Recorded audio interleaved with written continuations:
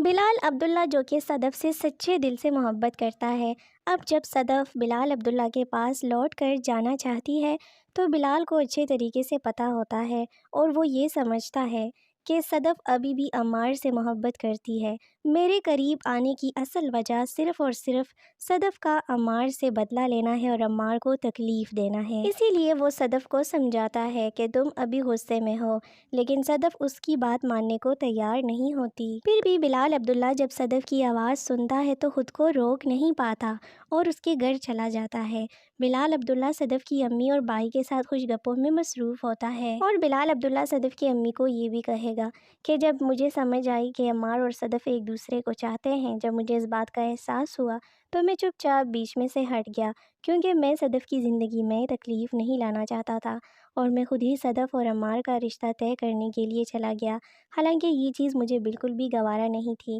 لیکن میں صدف کو ہمیشہ خوش دیکھنا چاہتا تھا اور اس کے لیے میں نے اپنے پیار اور محبت کی قربانی دے دی۔ یہ تمام تر باتیں صدف دیوار کے پیچھے کھڑی ہو کر چپ چاپ سنے گی اور چپکے چپکے روتی رہے گی اور بہت ہی زیادہ پچھتائے گی۔ دوسری طرف عمار، جس کو ہر کام کرنے کی بہت جلدی ہوتی ہے، ایک تو وہ یا صدف کے بغیر یا ہمشہ کے بغیر اور یا دانیہ کے بغیر کہیں اور جاتا ہی نہیں۔ ایک سے ریجیکٹ ہوتا ہے تو دوسری کے پاس چلا جاتا ہے، دوسرے سے ریجیکٹ ہوتا ہے تو تیسری کے پاس چلا جاتا ہے۔ جب دانیہ کے پاس خوشی خوشی عمار جائے گا کہ شاید ہماری شادی ہونے والی ہے، 10 بجے جب وہ بارات لے کر جائے گا، یعنی کہ خود تنہا جب جائے گا، تو عین ممکن ہے کہ دانیہ اس کے منہ پر ایک زوردار چپیڑ مار کے بولے کہ مجھے محبت سے ایک گلہ ہے کہ وہ تم جیسے لوگوں سے ہو جاتی ہے اور تم جیسے لوگوں کو بھی ہو جاتی ہے، اور تم کیا سمجھے تھے کہ میں نے تم سے محبت کی تو میں تم ہی سے شادی کروں گی؟ ہرگز نہیں، تم ایک بے وفا انسان ہو۔ تم نے مجھ سے کبھی محبت کی ہی نہیں